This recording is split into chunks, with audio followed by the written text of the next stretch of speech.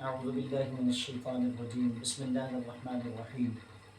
آج کل دور حاضرہ میں ہر بندہ پریشان ہے اور ہر بندہ کی زخموں سے چور چور ہے، اور ان زخموں سے جو چور چور ہے اس کا جو حل ہے، اس پریشانی کا جو حل ہے یہ صرف اور صرف سجدے میں ہے، اور جس کا تعلق ایک اللہ سے ہے، جو اللہ رب العالمین سے اپنی پریشانی کو رفع یعنی دفع کرنے کی یا دور کرنے کی دعا کرتا ہے اور وہ کامیاب ہے، جو لوگوں کے سامنے اپنی پریشانی رکھتا ہے وہ ناکام ہے۔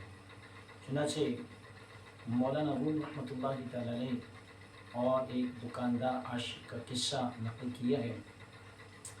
مولانا روم رحمۃ اللہ تعالی علیہ ایک مرتبہ بازار جا رہے تھے، راستے میں ایک دکاندار کو دیکھا کہ اس کی دکان پر ایک ہلکی عمر کی عورت کھڑی ہوئی تھی اور اس سے سامان لے رہی تھی، اور وہ دکاندار اس کی انگلی کے اشارے پہ جو وہ کہتی تھی ہر ڈبے سے یا ہر تھیلے سے سامان نکال کر اس کے سامنے رکھ رہا تھا۔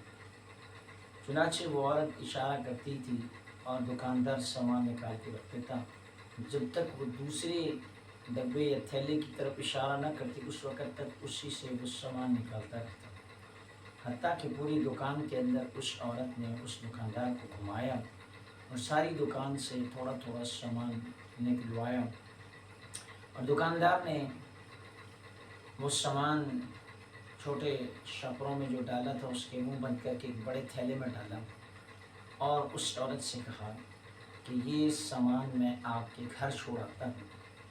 اس عورت نے کہا کہ اس کے پیسے کتنے ہیں؟ دکاندار نے کہا کہ عشق میں کوئی حساب نہیں ہوتا۔ چنانچہ یہ بات مولانا روم رحمۃ اللہ علیہ وہاں کھڑے سن رہے تھے۔ یہ بات مولانا روم رحمۃ اللہ علیہ کے دل پہ لگی۔ خیر، عورت نے جیسے ہی دکاندار کی یہ بات سنی اور منہ پھیرا اور آگے کو چل بسی، دکاندار نے وہ تھیلا اٹھایا کندھے پہ اور عورت کے پیچھے چل نکلا۔ عورت کے گھر چھوڑنے کے بعد واپس جب دکان پہ آیا، مولانا روم رحمۃ اللہ علیہ اسی کی دکان کے تھڑے پہ بیٹھے ہوئے تھے۔ دکاندار سے پوچھا کہ یہ عورت کون تھی؟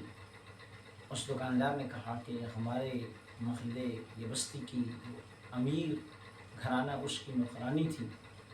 مولانا نے پوچھا کہ آپ نے اس کو اتنا سامان دیا اور اس کے گھر بھی چھوڑ کے آئے اور آپ نے اس سے پیسے ایک بھی نہیں لیا؟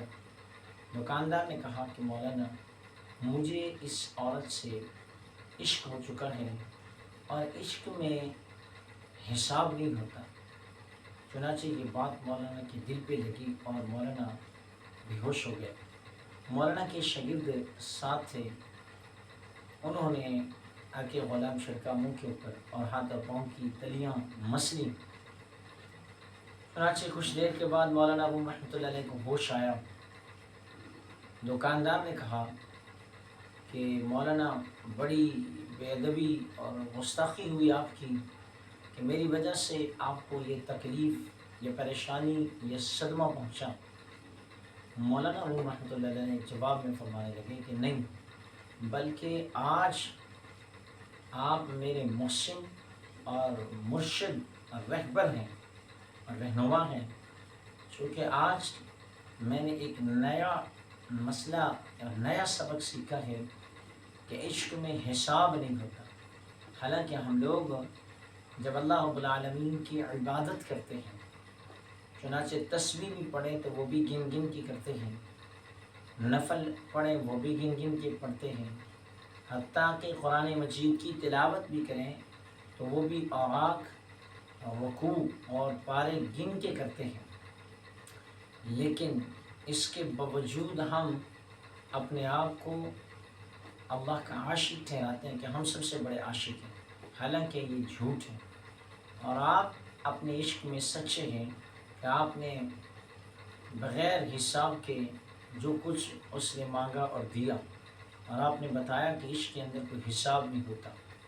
چنانچہ مولانا روم رحمۃ اللہ علیہ وہاں سے اٹھے اور جا کے اپنی مسند پہ عشق کے چند اصول لکھے کہ اللہ رب العالمین کی جو نشانیاں ہیں پوری کائنات میں پھیلی ہوئی ہیں، اور ہر چیز اور ہر جگہ اللہ رب العالمین کی ذات موجود ہے، اور ہر چیز کے اندر اللہ کی ذات کی قدرت کے مظاہرے نظر آتے ہیں۔ اللہ سے دعا ہے اللہ مجھے بھی آپ کو بھی صحیح معنوں کے اندر اللہ کی عبادت کرنے کی توفیق عطا فرمائے۔